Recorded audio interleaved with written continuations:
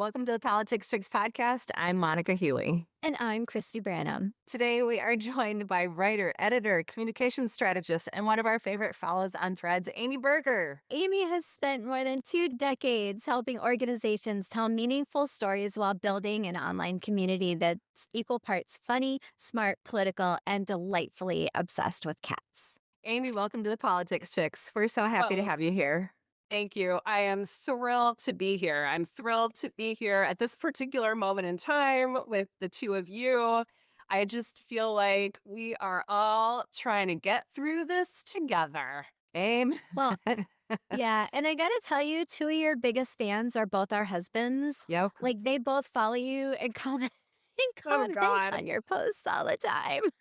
You know, So- well, thank you, husbands. I appreciate that. What's funny about it is that my own husband is on Threads, but only very sporadically. He lurks. He almost never comes out of the darkness, except every once in a while when I post something, particularly insane. He'll come on and be like, "Amy, what are you doing?" And I'll have to sort of reverse engineer whatever lunacy has been happening that day on Threads.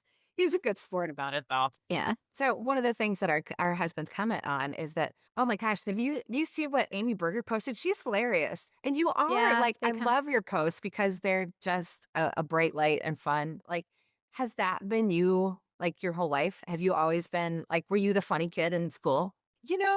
It's funny that you say that because I was not really the funny kid in school. I was the bookworm in school. I was the girl with my nose in a book all the time.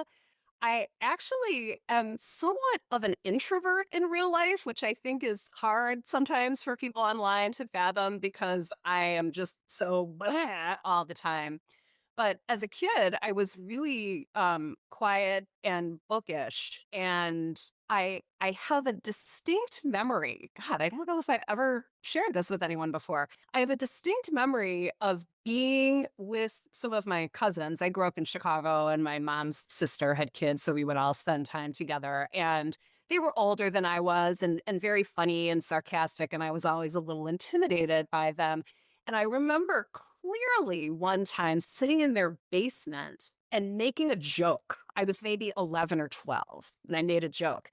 And they all just like fell off their chairs laughing. And I remember thinking to myself, oh, I can be funny. Like that's a thing that I can do that will be a way of sort of interacting with people that maybe I might be a little uncomfortable with interacting. And I sort of carried that with me throughout my, youth and into my career. I think when you are someone who is naturally introverted, you have to find kind of tools in your toolbox to kind of make it through the world. And so humor, I think, is less of a natural habitat for me as it is a tool, sometimes like a defense mechanism. And I think that's why the online space is sort of attractive to me because it's a way to sort of be funny and be humorous in a space that I can kind of control a little bit. Yeah. And I think that the fact that so many people seem to appreciate that in that space has been very satisfying because humor as a tool in this particular moment in history, I think can be very powerful in a way that I maybe didn't think about when I was 12 years old in my cousin's basement, Well, I've kind of come to I don't know how to even put you in a nutshell, but I see you as the queen of the one-liners drawing from obscure cultural references that are just so skillful at pointing out the absolute absurdity of situations. Like that I think that's what I love about you is that you just use all of those things to just point at things and go, that is batshit crazy. So I love that. Well, I appreciate that. I mean, I really love the way that social media allows for that kind of reflection. And I think that the microblogging sites, I mean, I started on Twitter in this kind of vein and then eventually moved to Threads. And I think that it has been a real experience watching how that ability to sort of distill absurdity into 140 characters or whatever really does resonate with people, with communities. Ooh, is that someone's dog? Does someone have a dog? Is my dog. Just pretend he's not there because I Oh can always duck my no, volume down. No, doggo. he's being naughty. My cats will make an appearance too. They'll Okay, just walk right excellent. in front. Oh my God. Our neighbors just got this lab puppy, and Alfredo thinks it's his new best friend. And Alfredo is like this big and 7 Yeah. pounds, soaky wet, and, thinks that this big oaf of a dog is his new buddy. And get over here. Get over Get here. over Don't you, here. don't you do Alfredo. that. Alfredo. Alfredo Aw. Louise Branham.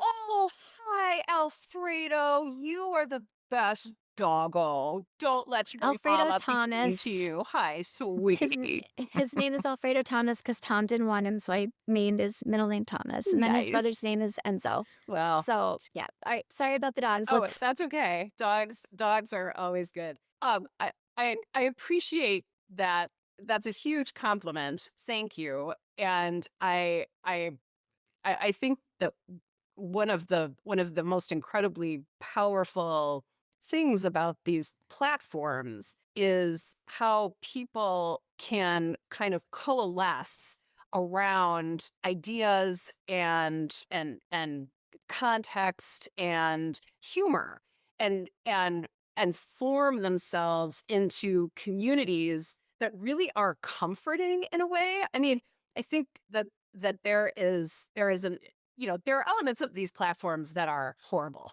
that are tearing us Yes. Yeah. apart. But there are also elements of them that are community building and that are bringing us together in ways that are very helpful in moving through difficult times. And that's where I think the ability to be funny and funny in a way that is not necessarily in a way that isn't necessarily doing work other than bringing people together around a shared understanding, I guess. Yeah. Because, humor is only funny if people understand the context, right? That's what makes a joke fun. And so, what we have lost, I would say, over these last 10 years, maybe more, is a shared understanding of the truth, right? That's one thing that the Trump administration has taken from us is a shared understanding of what is true. And so if you can use humor to, first of all, identify truth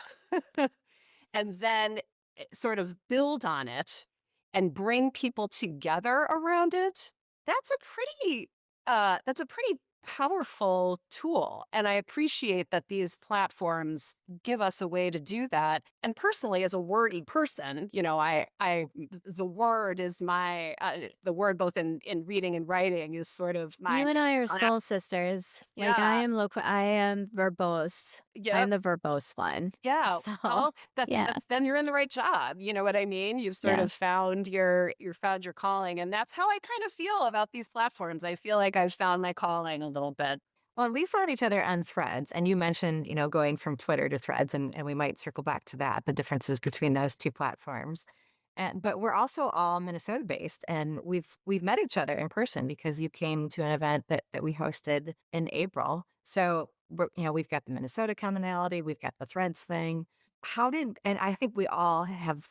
Well, I should only speak for Christy and I. We have been surprised to find ourselves with a sizable following. Was that Oh my something that God. you expected? Did that take you by surprise the way it did with us? Yeah, the people, yes. The short answer is yes. And it has been really a hilarious journey to watch how that has unfolded. I remember at some point, and I can't remember if it was on Twitter or on Threads, although I never really had the following on Twitter that I do on Threads. I remember my kids, I have two sons. I was saying something at dinner about something that happened online, and one of my kids checked my follower count or whatever and was like, Mom, why do all these people think you're so interested? What are you doing? And I'm like, honey, I got to tell you, I have no idea. Like, it has taken me, believe me, when I say that no one is more surprised than I am whenever I look at that 140,000 followers or whatever on Threads. I'm like, what are you people thinking? You It should have has said, because I'm fucking funny. yeah, exactly. Well, and of course to them, I'm just like their stupid old mom, but I think that I mean, they're in their 20s now, so I think they are starting to appreciate a little bit more about their mother's humor. But no, I was not expecting that. There is no world in which I ever envisioned that happening. I mean, to this day, I'm sort of confused about how and why that's happening. Except that, for people who are wordy, for people who like to write and who like to sort of put ideas down on paper and kind of send them out into the world, these platforms really are a gift. And I think that even though it's a little intimidating sometimes to think about all of those people paying attention to just the nonsense that I'm spouting, I do think that there is a lesson there in terms of how people are craving connection in this way, right? Like we Yes. are now so in so many ways isolated from each other that when you can find a place and a person sometimes to coalesce around, that just feels so important and necessary. And even though it feels a little strange sometimes, there are people that I've met on these platforms, relationships that I've developed that are now incredibly important to me. And so I feel very I feel grateful for that following. It's always an ego boost to have a lot of people sort of paying attention to what you're saying. But I think it also really has given me some pretty important personal relationships now. Have any of those translated to in real life? Yeah, a couple of them have. And those relationships are so funny because when you sort of jump from that weird parasocial relationship into a real life relationship, there's all of this kind of navigation that you have to do. Like you feel like you know someone, but you don't really. I have a very good friend. This is a woman who I met on Twitter who's a writer in California. And she was really the person on Twitter that I connected with the most. She and I had this running joke about like forming a coven. And that's actually my relationship with her is where the whole cat thing started. We could talk about I that was on the about to say Amy Cats. Amy Let's talk cats. about Yeah, it's cats. it's really, oh God, it's so ridiculous. Anyway, that sort of started with her. And we got to be friends on Twitter. And after about a year or a year and a half, she lives in Los Angeles. I have a lot of family in Los Angeles. And I remember being there one time and texting her and saying, okay, I know this is super weird. And if you don't want to do it, you don't have to. But I am in town. And if you want to get together for 45 minutes and have coffee and meet in person and then quickly run away from each other because she's kind of an introvert too, and she Yeah. was like, yes, let's do that. And so that was maybe, I don't know, 4 years ago now. And now every time we're in LA, we get together and we have lunch. And I've met her husband, and and she's great. And I consider her a real friend. She now, ironically, has completely quit all social media. She's Uh, like, yeah, I'm Yeah. done. And we joke about how the even though Twitter is kind of a trash fire, and you could make the argument that social media generally is kind of a trash fire. In At general. least at least we Mhm. found each other. yeah. Well, you just said she's an introvert too. So I am your classic extroverted introvert. Yep. Like, COVID was probably the best period in my life, aside from the fact that we were in a pandemic, because I didn't have to leave my house. I didn't Right. have to see people. I was like in my pajamas 24 Yep. 7. Because being around people sometimes exhausts me. I think that's the issue that most of us who are introverted deal with. And like you sound like you're a lot like me, where you can navigate social situations Yeah. and you can be loquacious and you can be outgoing. But boy, the minute that it's over, you're home, bras off, like hair's down, and you're Hair you're and hunkering in. pigtails, bra off, pajamas on. I am in my bed. Yeah. I mean, I'm what I like to call a performative extrovert in that I can perform it. And in a lot of ways, my profession demands it because I've always been in communications and PR. I've been literally the face of various organizations where you have to be on all the time. And I've always known that. That's part of what I do. And I do enjoy that. I mean, I do enjoy people. I enjoy conversations. I enjoy storytelling, really. So any chance that I have to tell stories is always going to be fun for me. But then I really need a lot of time to recover. And I think that that's very typical Same. of introverts. Yeah. And COVID was definitely a sort of a, a, a silver, But there was a silver lining for people like us. totally.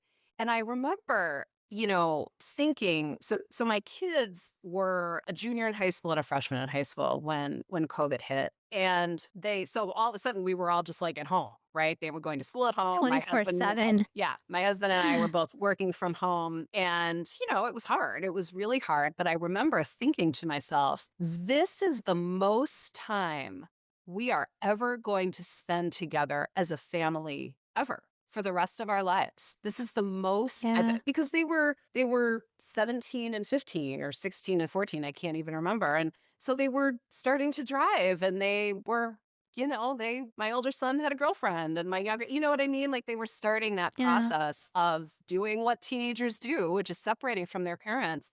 And I remember thinking, this is it. Like this is the most we're ever going to be able to be with them for the rest of our lives. And I felt kind of guilty for being happy about that, but it was kind of a precious time in that way. And we were I should say this. We were incredibly privileged to have that as the context for our COVID, right? Yes. Like we were all Yeah. able to be at home. My kids' school did a great job. I mean, they, like all schools, they sort of had to figure it out in the beginning, but they eventually did a great job of keeping the kids engaged. My husband and I were both able to work from home.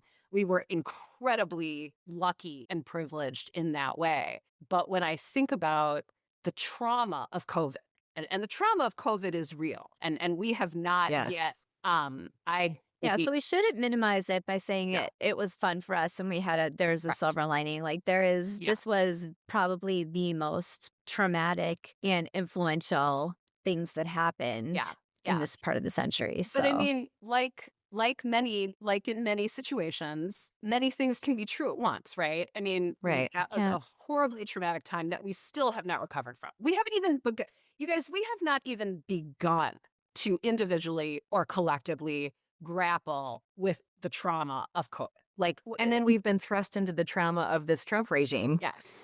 And I Yeah, actually, and then the fallout of that, our kids, all the social oh learning, not yeah, just the educational learning, but all the social experiences. Like my daughter graduated from high school at the end of our driveway with a garbage truck great. driving by, honking its Yeah. horn. They missed their proms. Yep. They missed all of these, young adult milestones that kids go through that kind of symbolize that, like you said, that whole process of separating Yeah. themselves from their parents. Yep. So, yes. All of it. All of it. And there's so much that we just haven't had a chance to process because of because the Trump administration, wanted us to immediately, well, first of all, they wanted most of us to die because that was going to serve their purposes. But also, Or at least the old and the weak, yeah, they wanted to exactly. die. Or, and Stop testing. Stop stop testing. testing, stop masking, stop all of it. Yeah, I mean, there really is that there is trauma there that we have never ever ever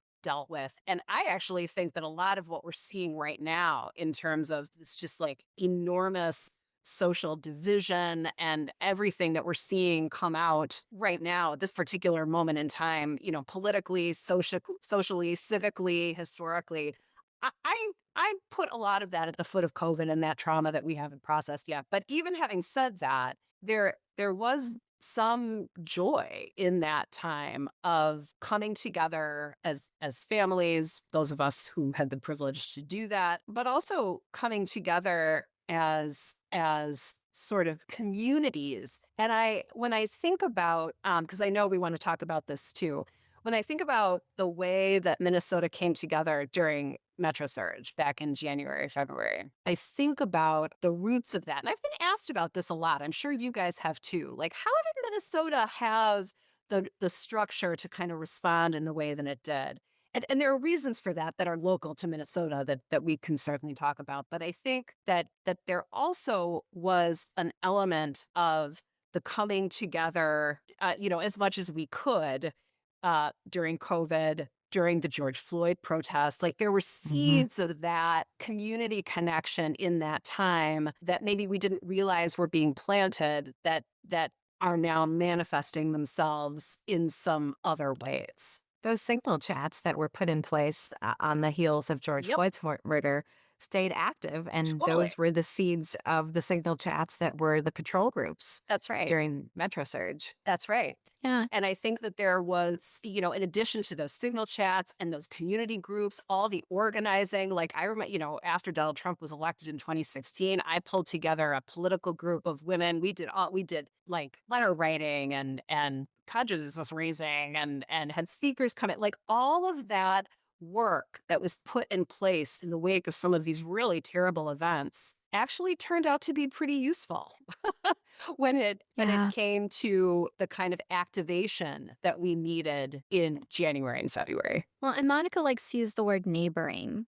We've had Kelly from Do Gooders, Minnesota on the podcast, and we're fortunate to be able to be involved in another upcoming event with her in September to raise awareness for her organization. But she is, I think, probably one of the first people that we heard the word neighboring Mm, from. Wouldn't you say that, Monica? It actually, I think, was coined in an Atlantic article, and I mm, can't Okay. remember the author of that, but he spent a lot of time on the ground in Minnesota, and he used that term neighboring. yeah, And it's Pe- exactly what we did. totally. yeah. That's People look out for each other here. 1000%. Well, the term neighboring is interesting because I actually was interviewed by a woman, a friend of mine from Threads, who's writing a book about what she calls neighborhoodism, which I suspect is pretty much Okay. the same thing. It's that hyper local community activism that doesn't take place through sort of big time civic organizations, but is really just like person to person, little groups of communities working together towards a common goal. And when she interviewed me, her question was basically, how does Minnesota do this? Like, what is it about Minnesota that made it possible for that neighborhoodism to just be activated right away? And I think that there are lots of different answers to that, but one Hmm. of them is Hmm. that and are you guys from Minnesota originally? No, I grew I'm up in not. South Neither of us Dakota. are. Okay. I grew up in New Hampshire. Okay. I grew up in Chicago. And so that's interesting that none of us are natives because what I observe having lived in Chicago and lived in Maine for a while, my husband and I met in Massachusetts, we lived in Ohio, I went to grad school in Virginia. I mean, I've been kind of all over the place. Everywhere. Yeah, Yeah. Minnesota. Can you hear it? I heard it. Yes. Minnesota. It's good. Minnesota is the only place I've ever lived where those community connections are so deep and generational, like community work that goes back to people's And families. Families that families. have friendships Yep. that are almost familial that go Yes. back generations Yes. too. And in some ways, it is interesting to watch how that kind of interconnectedness can be sort of intimidating when you're not from Minnesota. We hear this all the time, right? People move to Minnesota and they're like, I can't make friends because everybody's friends are the ones that they've had since, whenever. And Yeah, it's it's sometimes true. it's really hard to break into those community circles. Hmm. But the flip side of that is that when shit hits the fan, there are communities and networks and affiliations that can be activated right away because Yeah. they've There's been literally around. armies. Yeah, they've been around forever. And that's what I said to Erica, who's this woman who's writing this book, like this didn't happen in a vacuum. Like communities that are looking to replicate this are not going to be able to do it right. Like you have to Right. lay the groundwork Right. for that. And that's one of the reasons why Minnesota was so successful in the kind of activism that we saw. And frankly, I think that, because ICE is now pulling all kinds of bullshit in Maine. And Hmm. and Maine is kind of similar in some of those ways, in that, people live there forever. There's generational connections and networks. And the fact that the Biddeford community, which is this town in Maine where this man was murdered, just activated right away. And it'll be Hmm. It interesting. was amazing to see, wasn't it? Yes, Especially as a Minnesotan to go, yeah, man, do you it. go. Do it. So those are the kinds of connections that you just have to have, but they don't come out of nowhere. Like you have to work at that for a long, long time. And, that in addition to the fact that, you don't come for the winter people in the winter. Like, come on. What No, did you think was going to no. happen? Like you thought we were just all going to curl up. I mean, they did. They thought we were just going to curl up and not Did you worry. not watch the Super Bowl where everything was outside? Honestly, All the events were outside. honestly. Like, come on. Yeah. Minnesota for the win. And Minnesota. on that Yeah. note, your Threads followers had some questions for you that are Minnesota based. And Christy and I are West Siders. We're in Maple Grove. We're suburbanites, but you're Okay. in St. Paul, Died correct? in St. Paul. So somebody wants to know what's the best patio in St. Paul, and I don't Well, have an it was funny answer. because the person who asked was like, best patio in St. Paul, and it can't be Frost's. I'm like, ugh. I was going to say mine is W.A. Frost. I Yeah, love W.A. yeah. Frost. I mean, the Frost is great. And, that's a place. But it's an iconic patio, right? Like you can, Yes. when we say W.A. Frost, like we can picture what the Yep. patio looks like on Yep. the side of the building with like the wrought iron gate and Exactly. the And beautiful shrubs and greens and yeah, everything. yeah. Yeah. I mean, I have to say, my favorite patio in St. Paul is my patio out back because I don't have to go Ah. anywhere. And it's great. And we live on a corner. So, like, the neighbors walk by and the dogs. And so that's personally my favorite patio. I'm also a big fan of Groveland Tap. I don't know if you guys know where that is. It's on like St. Mm-mm. Clair and St. Paul. They have a great patio. And they actually set up their patio during this happened a lot in St. Paul during COVID. A lot of restaurants set up like these amazing outdoor areas because people Hmm. wanted to be outside. And then they kept them. And then they Is that over near Selby area? Like that neighborhood? no, it's Fairview and St. Clair. I mean, there are great patios on Selby. La Grolla has a fabulous patio. My Yeah. God, if you want good Italian Yeah. food, La Grolla is great. Um, Red Cow is on Red Cow. Selby. Yeah, the patio at Red Cow is a little, I mean, like the parking lot is right there. I don't The know. Red I Cow in love Red Minneapolis Cow. has a better patio. Yeah, Yeah. yeah. Parking at River most of the Mose. restaurants in the Twin Cities, just it's if it's in the city, it stinks. Some of them Yeah. have like really small parking I lots, so have you to just have to say, deal with the street. so this is where my Chicago, I mean, I grew up right in the middle of Chicago. And so I like, to me, the whole I'm like, oh, the traffic is so bad. I'm like, oh my God, try getting to O'Hare at 5 o'clock on a Friday. You know what I mean? Oh. My perspective on traffic is very different. And this is actually a big point of contention between me and my husband, who also grew up in in South Dakota. He's from Sioux Falls. And Oh, so, me too. yeah. Oh, you're kidding. Where'd No. you go to high school? Did you go to Lincoln? No, I'm an O'Gormanite. I'm the Catholic Oh, schoolgirl. okay. What year did he He graduate? he graduated 1985, Okay. but his brother graduated in 1993, and one of his what year did you graduate? I'm in the middle. I'm 89. Okay. I wonder, did you know Scott Sexer? Does that ring a bell? Yes. He was my class at O'Gorman. Okay, he was my husband's brother's best friend, and he just died. Did you hear that? No. He literally just died like a couple days ago. I'll email you the obituary. Yeah, it's so sad. That's 6 wild that degrees we of have that separation. connection. I I know. know. That's so crazy. I know. Yeah. I know. Oh. Yeah. So anyway, Okay, was yeah. your So husband in band? Because he, O'Gorman or Lincoln was always known for their great yes, marching band. my husband was a state champion tuba player in the band. Cool. Yes. Cool. He also Okay, we played might bass have to get guitar. together in real life too. Oh yeah, absolutely, for sure. Oh my God, I'm sure that you guys know a million people in common. That is so funny. That's Yeah. wild. Yeah, I'll tell So Okay. you, as a Jewish girl from the north side of Chicago, the amount of time that I have spent in South Dakota continues to surprise me. That was not on my bingo card. I was not sad to move away. Yeah. so I live in the you're not going to believe it when I say this. I live in the most Jewish area of You live in Maple St. Yeah, Grove. you live in St. Louis Park, No. right? No, I No, live in Maple Maple Grove. Grove. Oh, I live in the most Jewish area of Maple Grove. oh, okay. Now, at one point, my neighbors across the street are still there. They are Jewish. Two houses over, they're Jewish. The people behind us, Jewish. The people to my right, Jewish. And you talk about all those community familial things. Oh, Now, yeah. we're Catholic, right?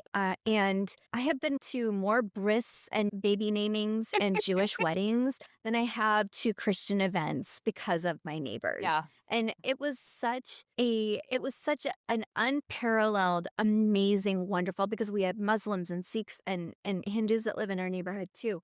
My children had the opportunity to be exposed to all Yeah. these different cultures and to grow up exposed to these different faith groups and understand that just because we worship differently does not make us any less or any more of a human, and to grow to appreciate the cultures that go along. Like I love kugel. I absolutely love kugel. Oh, I'm Kugel's the gluten free best. now, so it's really hard. But like, you're gonna laugh. I love kugel so much that I'm like, that would go really well with ham. And I made it one year for Easter and had it on Easter with my relatives, and they thought it was like the best thing Christy, since sliced no, bread. it's a Shonda. It's a Shonda. Oh my God. Do you know what Shonda means? No. Yiddish for a disgrace. It's a disgrace.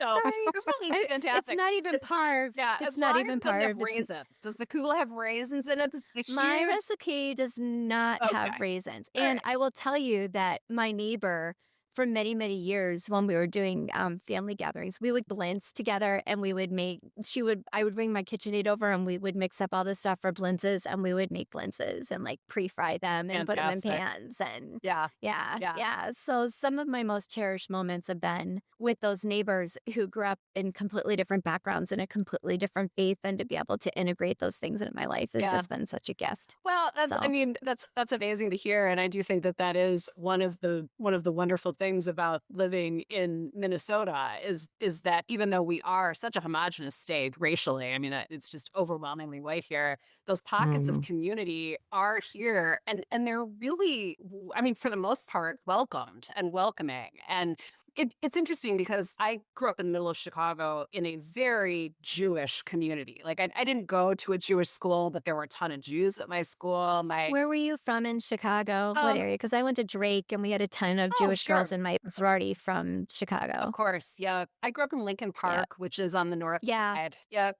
Yeah.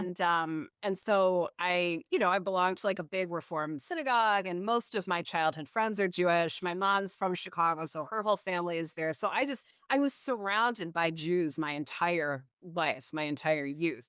And then I went to college in Maine where there were basically no Jews, and sort of have lived a life where I have never really been around a critical mass of Jews again. And in Hmm. Minnesota, I was, oh God, listen to me, Minnesota. I hear that. I'm You like, have that Minnesota O. I do. I got the Yeah. O. And so coming here was interesting because Jews are an incredibly teeny tiny portion of the population here. But Hmm. there is, like you were saying, Christy, there's an incredible network of, the Jewish community is very like all communities here. The Jewish community There here is is. very interconnected. And so it felt to me, even though numbers wise aren't very many of us, it always Yeah. felt like there was a community here. It was interesting to sort of raise my kids here because I ended up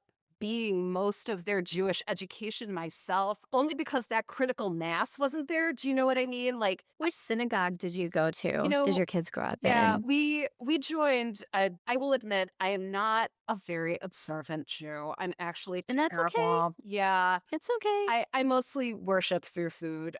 So when my boys got to Same. be but I did want my kids to have a Jewish education. Like I wanted them to understand what that meant. And so when they got to be sort of getting close to bar mitzvah age, we joined a super teeny tiny humanistic Jewish congregation called Oramat, which doesn't have a building. It's teeny. I mean, it was maybe like, I don't know, 30, 40, 50 families, very, very small. Okay. But it was a wonderful community because it focused mostly, there was very little focus on God, basically. I mean, kind of a weird thing to have a faith-based community that God was sort of absent from.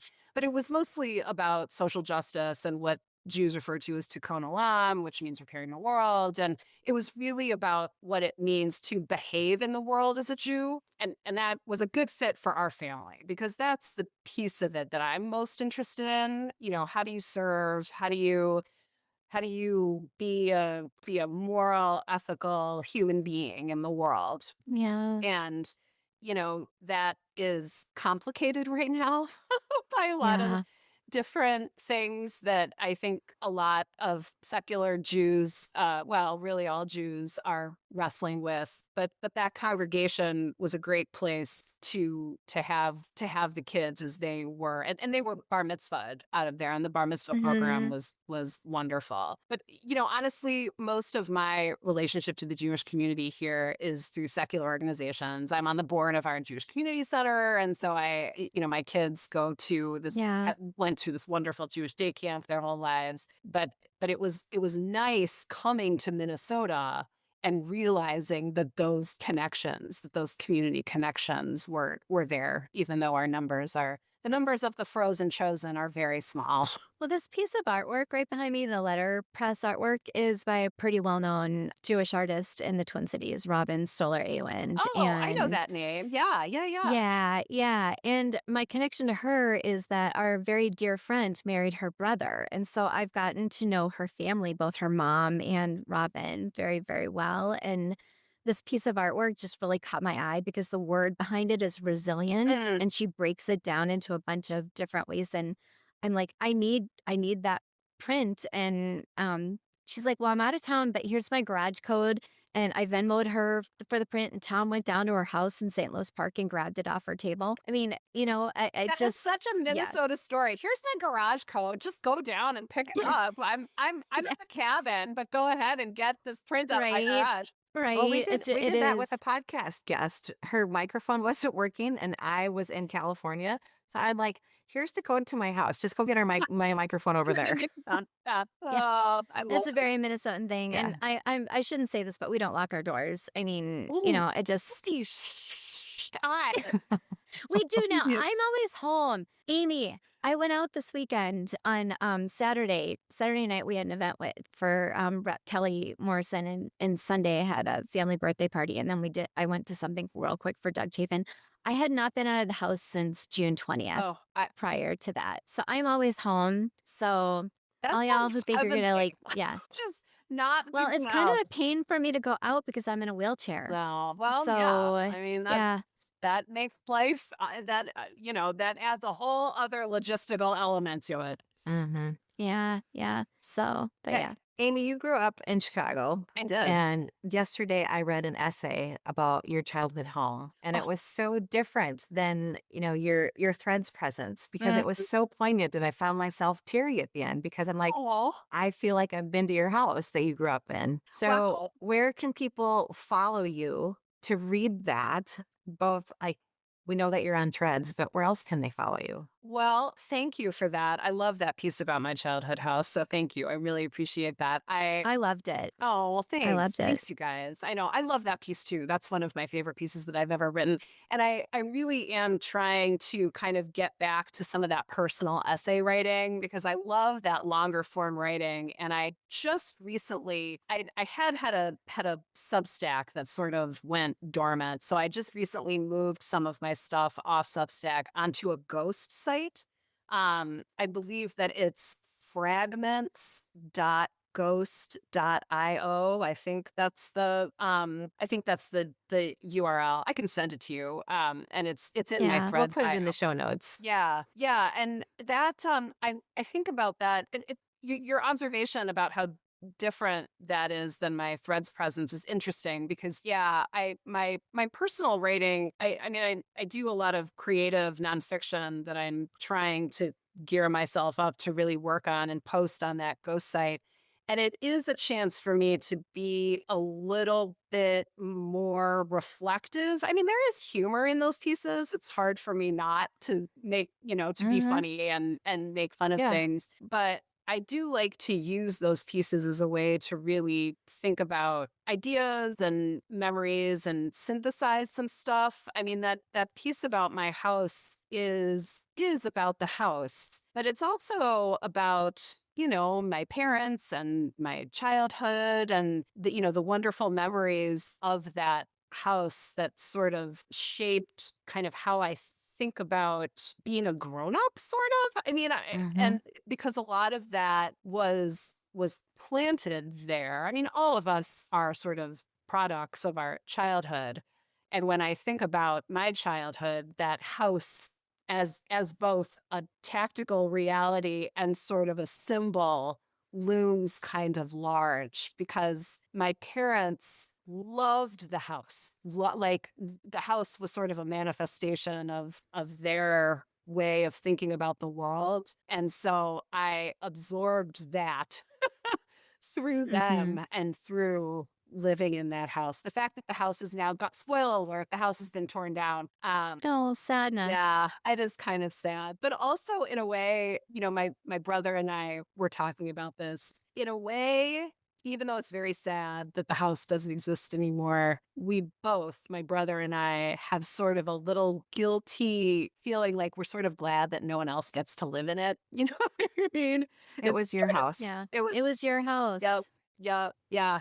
I get that. When I go back home, I drive by my parents sold our original house and I like drive by and my old house has a new family. I think it's been sold actually twice Mm, since my parents sold it, but it's just a very odd feeling to see people living in Hmm. your old home, yeah, Yep. totally. right? Yeah, the first house that we bought here was like 6 blocks away from when I'm sitting right now, across the river Snelling, as we put it, on the other side of the river Snelling.